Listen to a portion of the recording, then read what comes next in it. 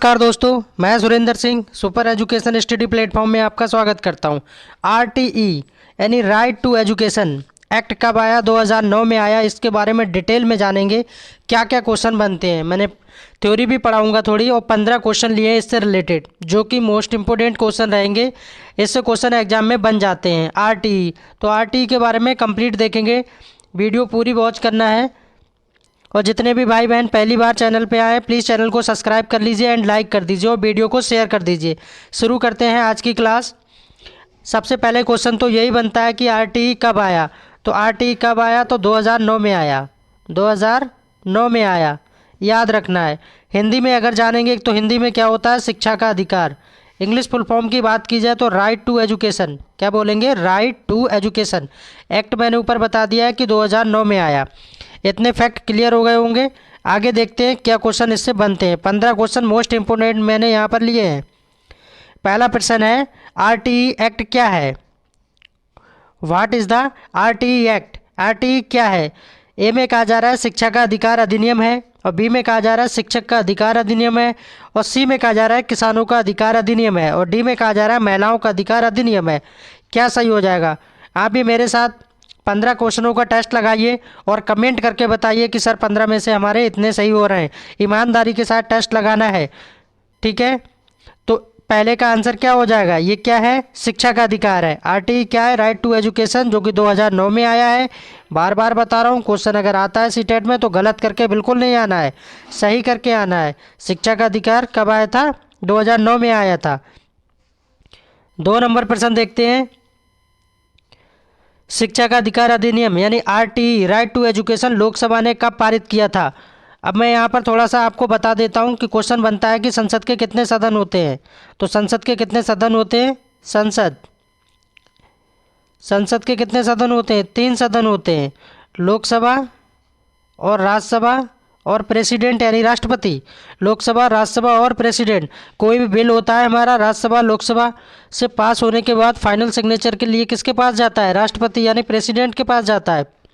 तो यहाँ पर भी इस क्वेश्चन में रिलेटेड बात की जा रही है कि शिक्षा का अधिकार अधिनियम आरटीई लोकसभा ने कब पारित किया? तो लोकसभा ने कब पारित किया? तो 4 अगस्त 2009 को लोकसभा ने पारित किया था। बात की जाए 2 जुलाई 2009 को कैबिनेट मीटिंग हुई थी। मीटिंग कब हुई थी? 2 जुलाई 2009 को एक कैबिनेट की मीटिंग बुलाई गई थी, 2 जुलाई को। फिर 20 जुलाई को 2009 को राज्यसभा ने इसे पारित किया था। 20 जुलाई को कब किया था? 20 जुलाई को राज्यसभा ने इसको पहले पारित किया था, 20 जुलाई 2009 को। उसके बाद फिर इसको लोकसभा ने पारित किया था। किसने किया था? लोकसभा ने पारित किया था। और लोकसभा ने कब किया था? 4 अगस्त 2009 को पारित किया था।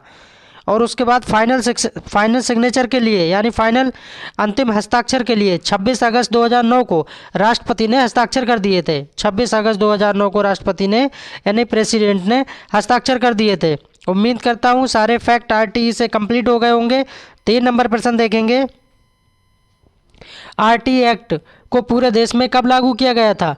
ऑल इंडिया की बात की जा रही है, पूरे देश में, पूरे भारत में कब लागू किया गया था? भारत में 4 अगस्त 2009 को, 2 अक्टूबर 2008 को, 1 अप्रैल 2010 को, 6 सितंबर 2011 को।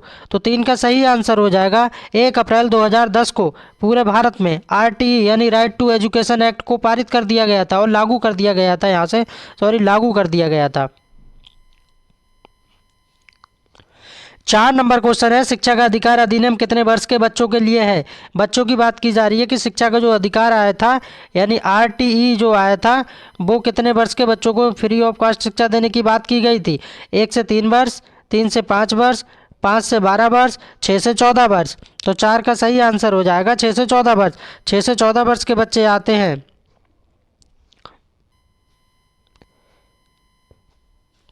5 नंबर क्वेश्चन देखेंगे। आरटीई एक्ट के तहत शिक्षा के लिए क्या प्रावधान किए गए हैं? आरटीई यानी राइट टू एजुकेशन, बच्चों को दंड नहीं दिया जाएगा, बच्चे को फेल नहीं किया जाएगा, बच्चे को निकाला नहीं जाएगा। ये सभी, क्या ये सभी सही हो जाएंगे? तो 5 का बिल्कुल ये सही हो जाएगा, डी सही हो जाएगा। बिल्कुल, आप बच्चे को दंड नहीं दे सकते। बिल्कुल, आप टीचर हैं, अध्यापक हैं, बिल्कुल दंड नहीं दे सकते, उसे मार नहीं सकते, आप फेल भी नहीं कर सकते, और बच्चे को विद्यालय से निकाल भी नहीं सकते। तो ये सही हो जाएगा। 6 नंबर क्वेश्चन देखेंगे। आरटीई एक्ट का मुख्य उद्देश्य क्या है? उद्देश्य क्या है इसका? निःशुल्क शिक्षा देना, अनिवार्य शिक्षा देना, ए और बी दोनों सही हो जाएंगे, या रोजगार देना? तो क्या सही हो जाएगा? ए और बी दोनों सही हो जाएंगे, यानी निःशुल्क शिक्षा देने का प्रावधान है और अनिवार्य शिक्षा देने का प्रावधान है। ऊपर मैंने बताया था 6 से 14 वर्ष के बच्चों के लिए निःशुल्क शिक्षा देने का अधिकार है। और ये एक्ट कब आया था? 2009 में। सारी चीज़ें बार बार रिपीट कर रहा हूँ ताकि जो है दोबारा वीडियो ना देखना पड़े और इसी वीडियो में सारे डाउट क्लियर हो जाए। 7 नंबर प्रश्न है, संविधान के किस अनुच्छेद के तहत मुफ्त एवं अनिवार्य शिक्षा उपलब्ध कराई गई थी? अनुच्छेद 51 है, अनुच्छेद 14, अनुच्छेद 21 है, अनुच्छेद 30। तो किस में ये कहा गया है?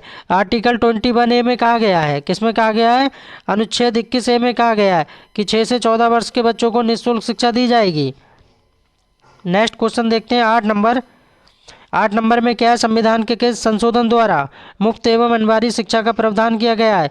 वहाँ पर हमने पढ़ लिया था कितने से कितने बच्चों को दी जाएगी? 6 से 14 वर्ष के बच्चों को दी जाएगी। आर्टिकल यानी अनुच्छेद कौन सा था?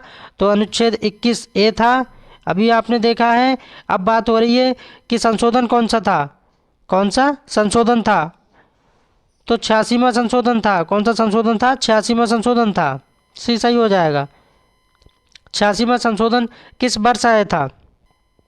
86वां संशोधन किस वर्ष आया था? 2001, 2000 और 2002, 2004। तो 9 का सही आंसर हो जाएगा 2002। कब आया था? 2002।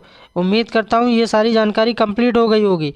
6 से 14 वर्ष के बच्चे निःशुल्क संशोधन कौन सा था? 86 में था। कब आया था? 2002 में आया था। ये भी क्लियर हो गया। और अनुच्छेद यानी आर्टिकल कौन सा था? 21A।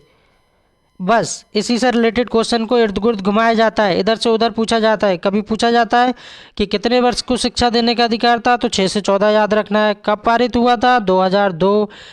और संशोधन कौन सा था? 86 में था। अनुच्छेद की बात की जाए तो 21 है। उम्मीद करता हूँ सारे फैक्ट यहाँ से क्लियर हो गए होंगे। 10 नंबर क्वेश्चन देखेंगे। आरटीई एक्ट के तहत निजी स्कूलों में गरीब विद्यार्थियों के लिए कितने % सीटें आरक्षित की गई थी? कोटा की बात की जाए कि कितने % रिजर्वेशन मिलेगा गरीब बच्चों के लिए? जो गरीब बच्चे हैं 20%, 15%, 25% या 50%? तो 10 का सही आंसर हो जाएगा 25%। 25%।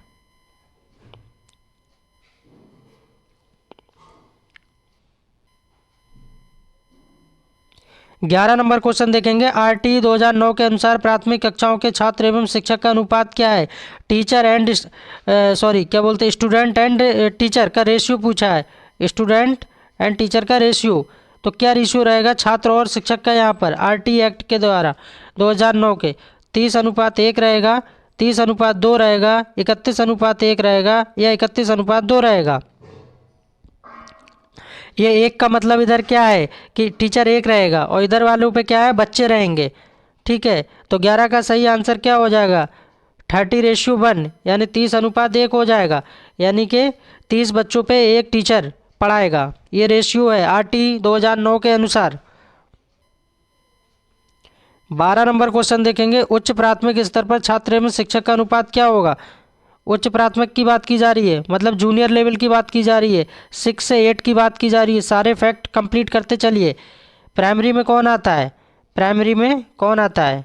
यहाँ दोनों बातें क्लियर कर देते हैं, प्राइमरी और जूनियर। जूनियर में कौन आता है? 6 से 8 आते हैं। और प्राइमरी में कौन आता है? 1 से 5 तक के बच्चे आते हैं। ठीक है, और उसके बाद में माध्यमिक में 9 से 12 चलता है।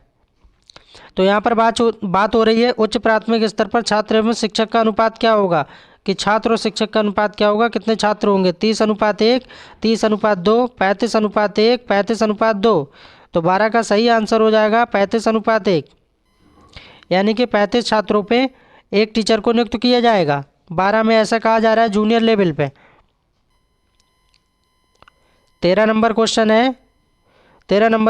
प्राथमिक स्तर पर 150 से अधिक बच्चे होने पर कितने शिक्षक एवं प्रधानाध्यापक का प्रावधान है?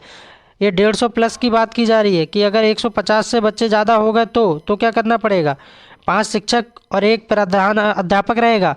3 शिक्षक 1 प्रधानाध्यापक, 2 शिक्षक 3 प्रधानाध्यापक, 4 शिक्षक 2 प्रधानाध्यापक। क्या सही हो जाएगा? तो 13 का ए सही हो जाएगा। तो यहाँ पर प्रावधान है कि 5 टीचर नियुक्त किए जाएंगे अगर, पर इसकी कंडीशन है 150 से ऊपर बच्चे होना चाहिए और एक प्रधानाध्यापक को नियुक्त किया जाएगा। प्राथमिक स्तर की बात हो रही है यानी प्राइमरी लेवल की, 1 से 5। 14 नंबर क्वेश्चन देखेंगे और इस वीडियो का सेकंड लास्ट क्वेश्चन है ये। आरटी एक्ट 2009 के अनुसार शिक्षक के लिए एक सप्ताह में न्यूनतम कितने घंटे कार्य करना होता है। आरटी एक्ट 2009 के अनुसार कितने घंटे, एक टीचर की बात हो रही है, एक शिक्षक की बात हो रही है और किसके सप्ताह की बात हो रही है।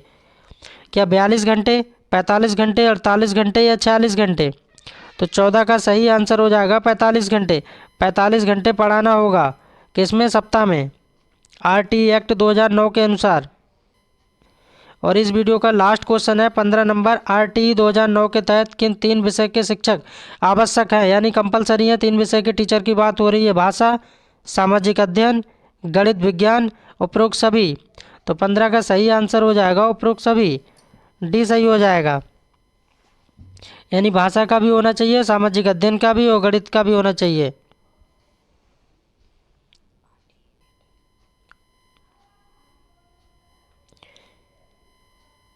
शिक्षा का अधिकार 4 नंबर क्वेश्चन को दोबारा देखते हैं। शिक्षा का अधिकार अधिनियम कितने वर्ष के बच्चों के लिए था। तो ये 6 से 14 वर्ष के बच्चों के लिए तो था, लेकिन यहाँ दिव्यांग बच्चों की बात की जाए तो यहाँ पर एक्स्ट्रा फैक्ट मैं बता रहा हूँ। दिव्यांग बच्चों की आयु की बात की जाए तो 6 से 18 था। कितना था, 6 से 18 वर्ष। जो दिव्यांग बच्चे थे, जो बेचारे दिव्यांग आप लोग समझते हो, जैसे कुछ अंधे होते हैं या पैर से विकलांग होते हैं, चल नहीं पाते हैं, वो दिव्यांग की श्रेणी में आते हैं। तो उनके लिए सरकार ने क्या प्रावधान किया कि 6 से 18 वर्ष रखी गई थी उनकी एज। बाकी के लिए शिक्षा का अधिकार कितना था, 6 से 14 वर्ष था। ये बात मैंने दोबारा इस क्वेश्चन को इसलिए बताया कि क्वेश्चन ये दोबारा पूछा भी गया है इस तरह से। उम्मीद करता हूँ आरटीई से बनने वाले सारे प्रश्न कंप्लीट हो गए होंगे। Thanks for watching, please subscribe my channel. मिलते हैं फिर एक नई वीडियो में नई